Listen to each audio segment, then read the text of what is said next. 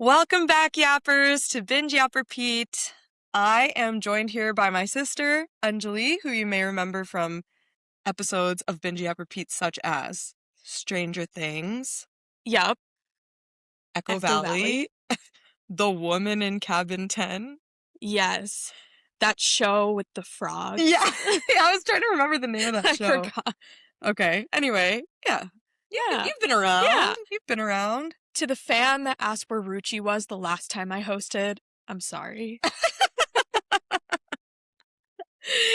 You're stuck with me. Stuck with Anjali. I am so excited about the show we're going to be discussing today. Yes. Yappers, today we're doing a rewind episode, which is a show that we watched in the past, never got to do an episode about when it had come out, but was so good that we are actually rewinding and talking about that show. So today we will be discussing All Her Fault. All Her Fault is a 2025 Peacock miniseries based on Andrea Mara's novel. It stars Sarah Snook as Marissa Irvine, a mother whose son Milo disappears after a playdate, leading to a mystery involving secrets, betrayal, and a search for the truth. It has an absolutely star-studded cast with Jake Lacy as Marissa Irvine's husband, Dakota Fanning as Marissa's friend and fellow mom, Sophia Lillis, who plays the babysitter, Abby Elliott as Jake Lacy's sister, who Yappers may remember as Sugar from The Bear, Michael Pena, who plays Detective Alcaraz, and Jay Ellis from Insecure, who plays Marissa's business partner. Yes. The series premiered on Peacock on November 6th, 2025, and received a lot of critical praise, including 2 Golden Globe nominations. Well deserved. Well deserved, yes. So this show had so many twists and turns. So Yappers, if you love a show that is about rich people problems, which you know I love, like a mystery set in an affluent community, there's so many twists and turns. Please pause this episode, go watch the show, and then come back and listen, because we're going to talk about spoilers here. So yeah, Yappers, if you want to watch this show, do not spoil yourself by listening to this episode just yet. Please go watch the show, because it deserves to be watched without you knowing exactly what's going to happen, because the crazy twists and turns it takes you on are so worth it. So I guess my first question to you, Anju, is Carrie, the babysitter, is she a villain? No, I don't think so. I mean, the show's trying to make you think that she is a villain for most of the show, or most of the series, but no, I think she was totally justified. Like, a mother's anger is real, and yeah, I think she would have done what any mother would have done to try to get her kid back. Yeah. Would you, if you were in her position? Okay, say you were in her position when she goes to the vacation house and like realizes or suspects that Milo's her son. What would have been your decision-making process? It's a good question. I mean, given the resources that she had, like, are we assuming that I also have the resources that she had? Yeah, like you were in her position. Okay. Completely. I don't know, because, like, it seems like she didn't have the resources to be able to find a lawyer to contest or, like, take a DNA test or anything like that. Yeah. So I might have done something similar. I don't, like, Yeah. she didn't have many choices. And this is the only way to get their attention, really. Yeah. So it's kind of a crazy thing to do, but, like, if it's your kid and you have no other way of getting them back, Yeah, I might have done that. I mean, I'm not a mother, but I mean, seeing how much our mother loves us, like, I'm sure she would have done that too. totally. As we have established on this podcast, our mom would break many laws in order to protect us. Watch the Echo Valley episode if you're interested in how we devoted our mother could be. How we guess our mother would be. And she actually listened to the episode and agreed with us. Yeah, I think I agree with you. I agree she couldn't hire a lawyer, she couldn't hire a private investigator. Mhm. She had a sneaking suspicion, which was right. Mhm. Um, and she wasn't left with many choices. So I think so too. I think I would have done something similar. Maybe I would have executed a little bit differently. Like, Mm. I'm trying to think where they went wrong. I mean, I think involving the dad was probably not a great idea. Her dad? Her dad.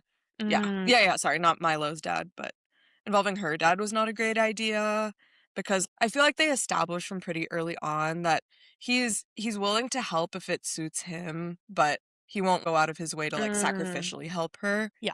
And so I think that was just risky involving him. Yeah. And ultimately led to the downfall of all three of them. True. Yeah. Yeah. Um, But you would have executed the kidnapping and I think, stuff. yeah, like, obviously I don't know exactly what I would have done, but I cannot blame her for doing that, and I could see myself doing something similar. Yeah. Like if you're up against this family with all the resources in the world Yeah. and you know that's your kid, yeah. Yeah. I think it's very justified. Totally. Okay. Next question for you. What do you think the takeaway of this show is? I think it's in the name, I think. I think the takeaway is that a lot of times men will find a reason to blame a woman for a lot of problems that they create. Mm. And there have been so many examples in this show. Actually, I was on Reddit looking at what people were saying about the show, and a lot of people actually didn't like it. They were saying like it's very on the nose. But I personally think like that is the point. You see this woman getting blamed and just taking it, and then it's just moment after moment after moment, and you as the audience are like, "Oh my god, like don't you see it? Like he's just blaming you and it's not your fault at all."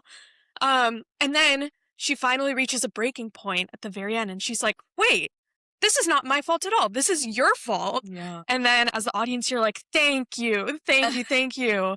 And I personally was thinking back to a lot of moments in the show where the guy blamed the woman, just because even if it wasn't her fault. Yeah. And I thought it was a really powerful message. There's actually a quote that someone quoted on Reddit.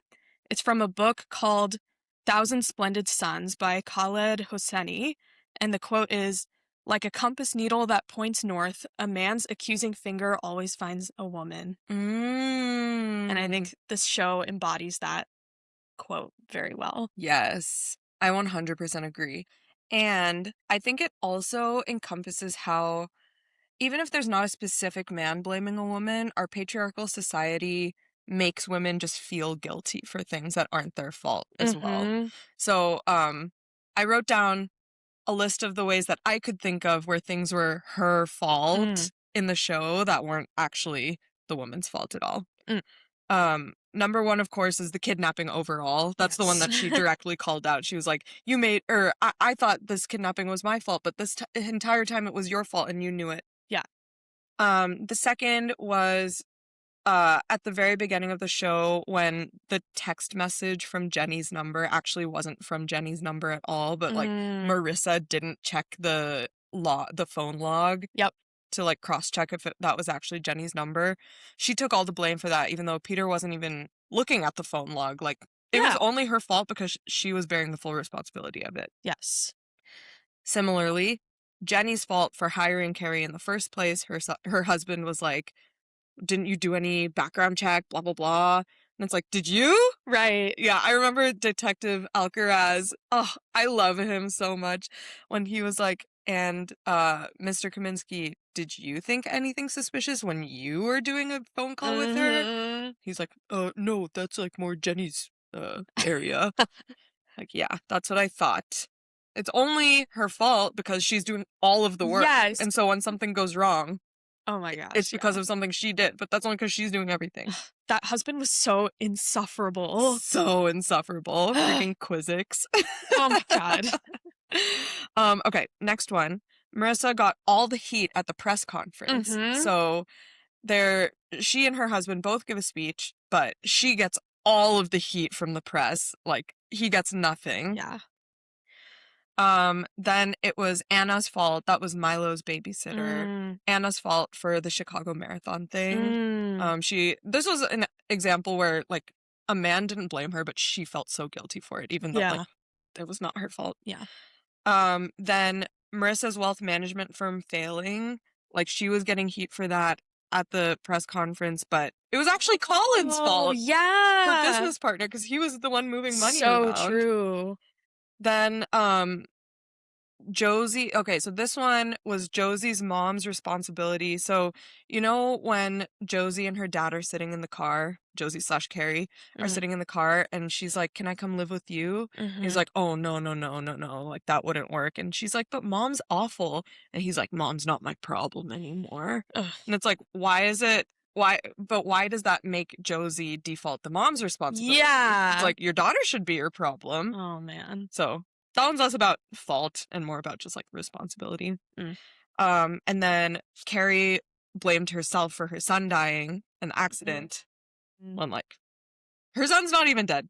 Yeah. And then finally, Peter's sister was blamed for the brother's injury when it was actually Peter's fault. Oh my God. Freaking Peter. Freaking Peter. And then the last example I can think of where it was her fault was when Jenny was being made to feel guilty for not volunteering to help at, I don't remember, it was some school event Yeah. or something. Yeah. Because she only had one kid. Yeah. Yeah. Even though she's a working mom, like, she doesn't have as much time as some of these other parents, she was made to feel so guilty for that and was, like, crying in the Yeah. bathroom. Why aren't they asking the husbands, the Right. dads? The only reason they're making her feel guilty is because she showed up to this school event. Yeah. Ugh. Yeah. And the husband's nowhere to be found. Yeah. That whole marriage is like, she's making all the mistakes because she's the only one doing anything. Not that those are even mistakes. Yeah. She's just being blamed for Yeah. showing up as much as she can, Yeah, basically. totally. And I hope that this isn't the case anymore, because I feel like they show a lot in shows that, like, the stay-at-home moms make the working moms feel guilty. And, like, I remember we saw that in that movie, the Anne Hathaway movie, The Intern, where, like, all the stay-at-home moms are like, "Oh, you're, like, bringing store-bought baked goods, blah, blah, blah," and stuff. And yeah, so I hope that's not the case anymore. I guess moms, yapper moms, let us know if that's if you still feel this vibe in, like, the mom community or the parent community. But I hope that's just a trope that can die soon. Yeah. Yeah, that was even in Big Little Lies a little bit. That same kind of trope. Oh, okay. Yeah, right, because Laura Dern is a full-time, like, lawyer. Yeah. Okay. And she's like the antagonist sort of the show for a while. Oh, and then all the other moms kind of have these, like, fake jobs. Yeah. Yeah. No jobs are fake. Or sorry. I think Reese Witherspoon herself says, like, fake part-time jobs. Okay. Yeah, that's why I said that. Yeah. She's like, "Oh, like, all of us technically have jobs, but yeah, you know." okay, yeah, true. Yeah. Yeah. But I guess in that show, all the moms came together in the end. So, like, that trope was That's true. They, like, struck down. actively broke that trope. Yeah. So, yeah, those are the ones that I got. Yeah. I'm curious if you could think of any other ones. Yeah, I can't think of any more. The car accident is an interesting one because they don't actually make it explicitly clear whose fault that accident was. Yeah. That could have been another moment for the husband, like Peter, to blame Carrie or Josie or whoever for that car accident, but he didn't. So it was interesting that they left that out. But yeah, I mean, I think that covers a lot of what I noticed as well. Okay, cool. Yeah, they did show during the car accident, or, like, right before it happened, that he looked back and reached back. And so maybe one could interpret that the car accident is actually his fault because he's not looking at the road. That's true, yeah. But I agree that there's no blame placed on Carrie for the car accident. Yes. Yeah. Or Josie. Yeah. What do you think of the detective in this theme of all her faults? Because he like cut some corners and he broke the law. Um, but like his wife wasn't really involved in any of those things. So like how do you think his actions play into this theme? Mm, that's such a good question because I think in his mind and Peter's mind, they were doing very similar things. Like they Mm, were breaking the rules in order to protect their child and their mm-hmm. family. Mm-hmm. I think the difference is that Detective Alcaraz as a character 100% owns his actions. Mm, And I think he obviously, I guess we don't really have any examples of that established in the show, but I feel like if he was caught for doing this, he already felt guilty about doing it himself, that yeah. he was not justifying the morality of what he was doing at all. He was just saying, Mm, I am willing to, get this vice principal's son off so that my son gets into the school mm-hmm. and I will accept the consequences that come with that. Mm-hmm. Versus Peter was always kind of justifying and nothing was ever his fault. There was always a reason. Yeah. There's always an explanation, always an excuse. And so I think that's the big difference, that Detective Alcaraz owned that he was taking shortcuts and sacrificing his moral character, Mm. whereas Peter saw these actions as justifying or upholding his moral character. Yeah. So true. So true. Yeah, I found it interesting that they had a man playing this cop as like the counterpart to Peter. I wonder how I would have watched the show differently if the detective had been a woman. Mm, Like maybe I think I might have thought it was like way too on the nose. Like all the women are good, all the men are bad. yeah. And yeah, I think it was nice to have that kind of like balance. Like you can see someone, yeah, as you said, taking similar actions but doing it in a way that still aligns with his morals. Um yeah. Or like just accepting it for what it is and Yeah. not lying to himself Yeah. about it. Yeah, totally. Yeah, yeah, I think so too. I think I agree. It would have seemed too on the nose if it was a woman.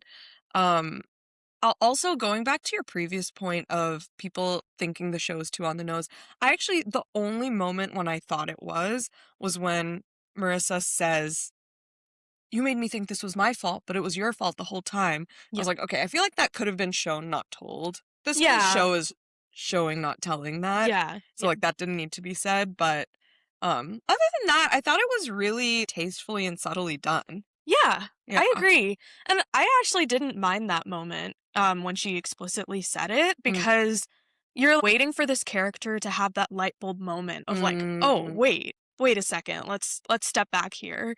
Um and so yeah, I didn't really mind it at all. I'm glad she said it out loud cuz that's the whole point of the show. yeah. And the show is drilling into the audience's head that women are blamed a lot, and so yeah, I didn't mind it. Mm, nice. Oh, one moment that I wanted to discuss that actually we didn't see in our rewatch of this, but do you remember when I don't remember exactly what the circumstance was, but um Marissa and her husband Peter were discussing their favorite thing about Milo, and Marissa was like, she said something like, I don't remember exactly what she said, but it was something like, "Oh, I love that he loves dinosaurs and like I love his interests, blah blah blah, and his character."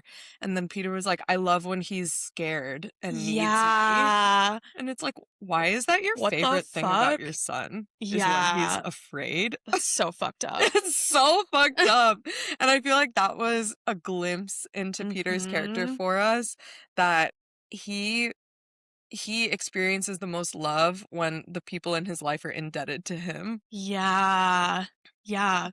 I went through a roller coaster with his character Yeah. because he would have little glimpses like that, and then he would come off as like this perfect husband that was so supportive to her, but then would say something off, and but then like redeem himself. Yeah. And Jake Lacy as an actor, he always plays like the asshole in all of the things that I've seen him in. Mhm. And so I was waiting for the other shoe to drop. I was like, wait, he's not usually a really nice guy in anything he's in. And so, oh my God, when that reveal happened with the sister and the brother, I was like, oh, fuck, this guy is messed up. Yeah, I agree. His character was so interesting. And I remember when we were watching the show, we were kind of comparing Peter to Jenny Kaminsky's husband, and I was saying like, well, Peter's so much better because, he always comes around. He always apologizes. He Mhm. always takes the action when it needs to be taken. This was obviously before we knew he was a giant villain. Um, but yeah, I was also like very defensive of Peter's character because I was like, Yeah. he's actually okay. He might snap and say things sometimes, but he always apologizes for it. Yeah. He never lets it fester. And Mhm. you would see little glimpses and you're like, huh, like that's a little weird. Yeah. But you don't really know exactly the extent to which the weirdness is there. Mhm. Um, and I feel like I typically really respect men who take full responsibility of their family. Like there's so many things that Marissa loved about him, like how he cares for his siblings and completely financially supports both of them, basically. Mhm. And how he cares for his son and stuff, and how he cares for Marissa, probably. But he's only doing that because it makes himself feel Yeah, it's good. completely selfish. Yeah. Ugh. Oh my gosh. And he doesn't realize it. Yeah, I mean, he's so delusional. Yeah. Yeah. And to give him a tiny bit of credit, it sounds like he had a very difficult childhood with absent parents, right? So, Yeah. yeah, I mean, he was like thrust into this role that he was not ready for. Mm-hmm. But still, I mean, there are so many other people in this world would have and do so much better than Yeah, him. right. And I do love thinking about, okay, well, if the children are assholes, it's the parents' fault, Mm, But at what point can we stop blaming the parents and start putting the onus on the person itself? yeah. Because like they said in the show, he was a kid when this accident happened, but he Mhm. was old enough to know the difference between right and wrong. Yeah. And maybe in the moment he said something, but like if if he had the moral character, he would have come forward later and been Mm, like, "It was actually me, it was my fault," or something. I don't know. But yeah, I feel like he got buried under lies. yeah. So many lies. Like his whole life was basically a lie. Mhm. And then he, like, started believing it as true. Yeah. Yeah. Yeah. When he talked about his, like, childhood and why he's employing his sister and why he's taking care of his brother, what did you think of his character? Were you suspicious of it, or did you just kinda take it at face value? I think in the moment I just kind of took it at face value because I feel like our dad is also like that, where Mm, like if a family member needs help getting into college or needs some money, he's the first one to help with all of that. mhm. And I do believe that that's completely selfless on his part, Yeah. and he's just that kind of person that takes the responsibility. If he's in a position of privilege to help someone, he will do it. Mhm. Um, and so I think I just trusted that that was the same intention of Yeah. Peter. Yeah. Yeah, but maybe if I didn't have an example of someone that had pure intentions like that, I wouldn't have. I Yeah. would have been more suspicious. No, that's fair. Yeah. I also kinda took it at face value, and it made me think like, "Oh, he's a really nice guy, and he messes up sometimes, but he owns it," and Yeah. but he does not own it. He does not own it. No, not when it matters. Okay, I also want to talk about how before the press conference happens, um, Marissa gets this prank phone call and they're like, "We have your son." She's like, "What?" And then they're like, "Dude, I think it's really her, blah, blah, blah." Do you remember that? Yeah. And then they're like, "Nice wedding." And then she looks and sees that their super rich wedding is all over the press Mhm. and says to Peter that, well, first she's like, "Peter, they're not going to help us find our son if they think we're rich assholes." And he's like, Mhm. "That's not true." And she's like, "No, I read a study that showed that if people don't have sympathy for the family, Mhm. the kid is less likely to be found." Mm. And so, A, just want to talk about how Peter just straight up didn't believe her until she quoted a study, which is so annoying. Yeah. And then B, just that concept of the level of empathy is correlated to how many Yeah. resources the family has. Yeah. Um, So I guess there's no specific question around that, but do you think that's right? Like, I guess, yeah. What do you make of that? Um, I think I understand the viewpoint. Obviously, it's not right. Like, if a child is a child, and no matter what situation they're born into, they deserve to be found Yeah. and have all the resources to be found. Um, but I think I'm gonna get political here. But this country and our society has such a wealth disparity that I think it's justified when the lower income class is resentful of the people making all the money and have all the resources, and I get it. Um and I would be annoyed possibly to have to spend my resources, my limited resources, whether it be time or money, to help find this kid of a family that has all the resources in the world. Um I obviously don't think that's right, but I think it's understandable, and yeah, I totally believe it. Yeah. I agree with you. It's so tough because obviously, like you said, like every kid deserves to be found, regardless of how rich their family is. And I just don't know how to like solve this problem of like, Yeah.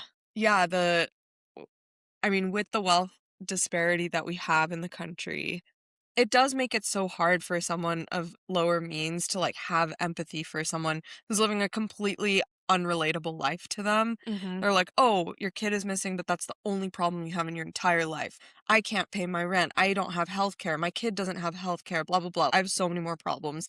I don't have the capacity to have any empathy for you." Mhm. So, maybe the solution is less wealth disparity Yeah. I'm on board with that. and less about reframing things in people's minds, and it's like, let's just Yeah. address the root of the issue. Yeah. It's really fucked up that, like, PR plays such a big role into how these lost children are found. Yeah, It's so messed up. it is. This conversation makes me think about, did I ever tell you about the class I took in business school called Power Labs? A little bit. Okay. Do you know what the Stanford Prison Experiment is? Yes. Okay, so yappers who might not be aware, the Stanford Prison Experiment was this class taught at Stanford where they split half the class into prisoners and prison guards. And, it's kind of like a role-playing thing. They were just curious about, like, how the students would react and, like, how it would affect how they treated each other. And the students got so incredibly into it that they had to end the experiment and they never did that class ever again because the prison guards like truly felt like they had power over the prisoners. The Mhm. prisoners were like truly resentful of the guards Mhm. and like it was hard to take themselves out of the situation.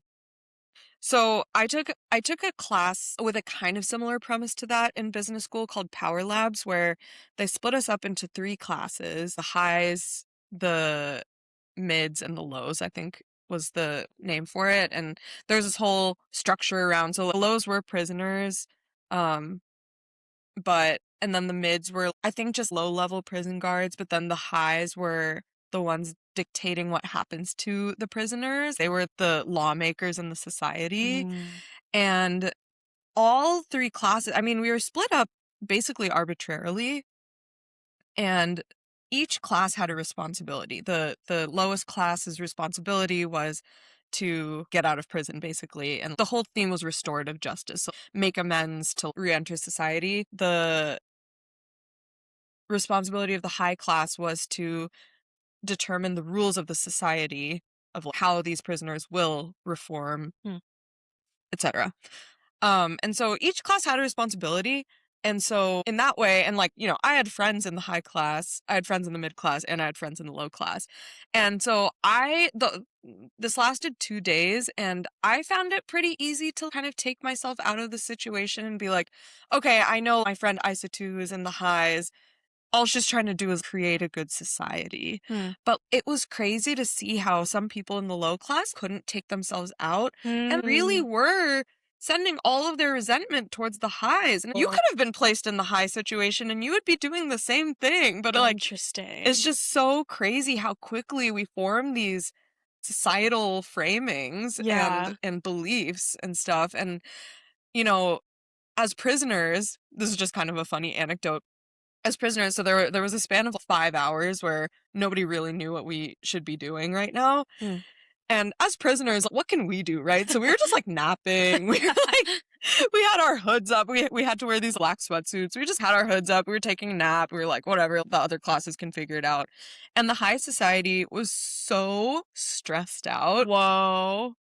to like figure out how, because also like the prisoners didn't get dinner the night before. So they were like, how are we going to feed our prisoners? Like, what are we going to do? They're hungry. These are our friends, blah, blah, blah.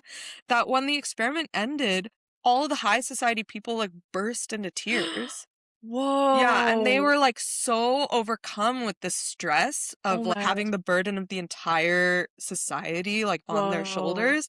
And then us prisoners were kind of like, this was kind of like summer camp, you know? Like we were just like here for the ride, but we had no responsibilities. So Interesting. it was just so interesting to me how, yes, obviously, when you have a privilege like that, you have the responsibility to do right by your people. Mhm. But also when you're not in that position, it's so easy to look at the other side and feel resentment rather than empathy for them.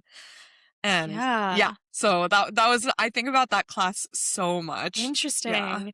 Yeah, thinking back to this show now, this family didn't do anything to people with fewer resources than them for those people to be resentful of the family, but it's more the class that the family's in, the wealth status of this family that is somewhat oppressive to the lower class, and that's where the resentment is coming from. They don't see the humanity in these people that still deserve to have their kid found. Totally. And I think that goes both ways too. I think it's really easy for the like high class society to lose sight of the humanity of the people that aren't in the same situation as them. And like, oh my you know, God. we see this all the time of like people blaming the poor for their situation.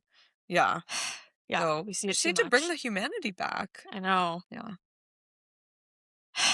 How do we do that? I don't know. I don't know. Okay. What else did you want to talk about? Ooh, Dakota Fanning's character. Oh yeah, we haven't talked about her at all. I loved her character. Similarly, she's always cast into a role that's like a little creepy from what I've seen. And so I was also waiting for the other shoe to drop. Yes. But it was nice to see that she was just like a really good friend and she was trying to be helpful, and it was nice to see healthy female friendship between two women who should be pitted against each other. Yes. Yes, 100%. I totally agree. I feel like anytime I see Dakota Fanning, I'm like, okay, she's the villain, or like she's haunted. Yeah, literally. And so yeah, I was also, when the show first started, I was like, what's her angle? Like, what is she trying to do? Especially when she's like, no, like that wasn't me. I'm so sorry. Yeah. Yeah, our sons aren't together right now. I'm so sorry. I was like, why is she apologizing? Like, I was just so suspicious of her intentions. But then they had such a sweet friendship, and it was really sweet that she, you know, her husband was like, you can't go to their house. You're going to be blamed for all of this. And she was like, I don't care. I just want to be there for Marissa. Yeah. And it was really sweet that the two career moms of the class came together. Yeah. Yeah, that was really sweet. And I loved her character. I loved that she loved her job and she was so good at it. And that she directly called her husband out for resenting her for loving her job. Yeah. Because, like, he was clearly so unhappy. Yeah. Yeah. Oh my God. Like, he was so awful. To, like, get out of doing things for their kid just to, like, sit in his car on his phone for hours. Like, come on, dude. Because he's, like, burnt out. Yeah. You don't think your wife is burnt out? Think about her. Yeah. Bro. And he was like, whatever, she can deal with it. That was his attitude towards his marriage. Yeah. Yeah. I'm so glad she divorced him. Yeah. I also really like that she was like, I'm divorcing you because I don't want our son growing up thinking that this is how you can treat a woman. Even in divorcing her husband, she's thinking about her son. Yeah. Yeah. She's a good mom. She's a really good mom. And a good friend. Yeah. Dakota, I'm sorry I thought you were creepy. Your track record is why we thought that. Yeah. Because she was creepy in that show that we watched. Oh, The Perfect Couple? Yeah. Yeah. Yeah. Yeah, she was super sus in that Yeah. show. So that was like a nice little meta twist. Yeah, That yeah, she's yeah. actually good. Yeah, I liked it. And yeah, I thought, I mean, what have I seen Jake Lacy in besides The White Lotus? What else has he been He was in? in Apples Never Fall. Oh, yeah. Okay. Yeah, like he's always kind of like an uptight, assholey guy, but he's Mhm. never been the villain, you Yeah. know? I And so guess, yeah. I was like, okay, he's just kind of played that same character here where he was like, you know, a rich, like tight kind of assholey guy. Mhm. But I I didn't think he was the villain, and I did think Dakota Fanning was the villain because of the characters she plays. And so Yeah. yeah, it was a really interesting twist. Yeah. Yeah. How do you think Marissa handled the husband in the end? Would you have done the same Oh my thing gosh. or I don't know if I would be able to kill my husband like that. Um I just don't know, but can't blame her. I can't blame mean, her? he is such a monster, and she knew that she was basically afraid of what he would do if she tried to divorce him or Mhm. like anything, and she was kind of pushed into a corner. Yeah. Um, and so I mean, can't blame her. Yeah. In a way, she was left with so few options, just as Josie/Carrie was also left with so few options that they just both took the most extreme Mm, actions to get justice. mm, yes, And they both did what they needed to do for their kid. yes. I'm trying to remember. Oh, I do wish we finished watching the last episode last night because I can't remember if it's explicit or implicit that Peter's sister is in on Marissa murdering Oh, him. yeah. Okay. I don't think it was explicit. Okay. But wasn't there something about like the note cards with the allergens on it or something that the Mm, sister had set up? Oh, okay, uh, yappers, if you watch the show and you're listening now, please comment and let us know if you remember whether the sister's involvement in Peter's murder was explicit or implicit. But if it was implicit, then I think a clue into that we got was that when they were planning the funeral, um, the sister, what was her name? I don't remember. I forget. I just think of her as sugar. Okay. The sister was like, all the allergy stuff is handled. And then Marissa Mm, like nods to her. And mm, as a viewer, before you know what happens, you think that that's like making sure it's safe for Peter's mhm, allergy. But mhm. yeah. Oh, another thing that was Marissa's Oh, yeah. fault was like the allergy Managing. kit in the car. Yeah, it's like, Yeah. why is it her fault that the allergy kit isn't there? Yeah. Like, you Yeah. shouldn't expect your wife to manage your deadly allergy. Yeah. Come on, dude. Ugh. Ugh. Yeah. Yeah. I knew something was up when they were in, like, the wine cellar area and she kissed him. I was like, "Oh, what's happening?" Yeah. Yeah, that's right. Oh, I forgot about that. Yeah. Ugh, so satisfying. So good. So I remember I saw that scene of her killing her husband as the first scene of this show that Yeah. I saw. You too, When right? we were at our parents'. Yeah, we were at our parents' house and our mom was watching this over Thanksgiving break, and I was like, "Oh, is this the spoiler that like she's actually the villain killing her husband?" And my mom was like, "Nope, you don't even know." And Ugh. sure enough, I had no idea. Nope. There were so many twists. It was like every single episode, at least one. Yeah. Yeah, and it was I thought it was so well done too because I feel like sometimes I'll take a Harlan Coben show as an example. Mm. Like there are so many twists, but they're so out of left field that you're like you have like whiplash from like going Yeah. back and forth between all Yeah. of these crazy twists that like you could have never seen coming. Yeah. But the twists in All Her Fault were so well done that it's like, oh, you could it's not like the character's motivations change so much or anything. It's Mhm. like it makes sense. We just didn't have all the information at the Yeah. time. And they like placed little hints here and there that we didn't pick up because we didn't know. But then looking Yes. back, it's like, oh my God, that was a hint. Yeah. One example I can think of is when you see that Josie lost her baby Hmm. and you're like, oh, she lost her baby. That's why she's so obsessed with getting a new one. And that's what you think as the viewer. And then it's like, no, she thinks she lost her baby after a car accident, but she remembers the baby crying and it's alive the whole time. So yeah, that was one where I was like, whoa, they made us think that so cleverly. Because all of the stuff ended up being true. It was just told in a different way. Yeah. No, it was so well done. All right, well, should we rate? Yeah. Okay, so 5 points for quality, 5 points for enjoyment. Okay. I mean, I think quality is a 5 and enjoyment is a 5. I 100% agree. 10 out of 10 10 show. out of 10. Yes, and I thought the acting was incredible. The story writing, incredible. Yes.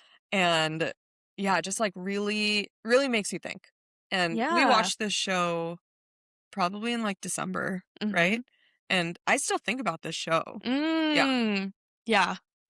No, it was fantastic. I'm like nervous about giving 10 out of 10s because I think I've done that before on this show. We did that for Stranger Things. Oh yeah, that was Stranger Things. Yeah. Yeah, I really do think it's like a 10 out of 10. Yeah. So good. So good. Yeah. Great. Binge in progress. Ooh, okay. Binge in progress. So we're watching Survivor season 50. Yes. Which is so good so far. Every episode is amazing. Everyone at work thinks I'm like a Survivor freak at this point because I talk about it so much. You're not a Survivor freak. I guess that's true. Yeah. And I was like, I'm rooting for my girl Camilla because I met her. And someone was like, did you meet her at a Survivor event? And I was like, yep, I did. You know I did. But yeah, Camilla, I'm rooting for you. So Survivor, we're watching the Pitt, Shrinking, and then I guess The Office too. We're like rewatching it. And then separately, I'm watching Lord of the Rings again. Cool. Yeah. Nice. I don't really have much to add to that binge in progress because I'm watching all of those things with you.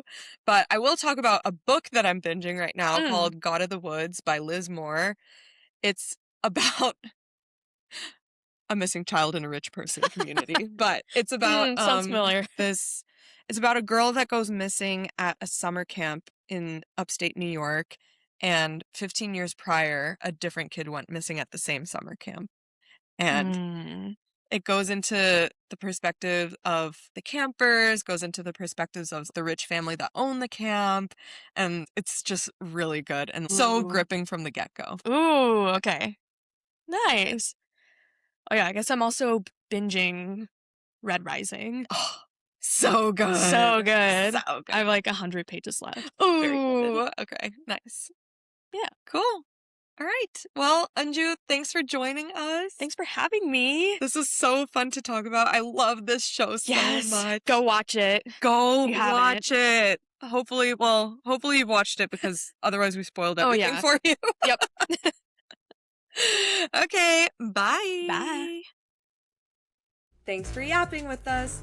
If you loved this episode, have some hot takes we missed, or if you've got a show you're dying for us to binge next, follow us on socials. We're at Binge Yap Repeat. Until next time, happy binging!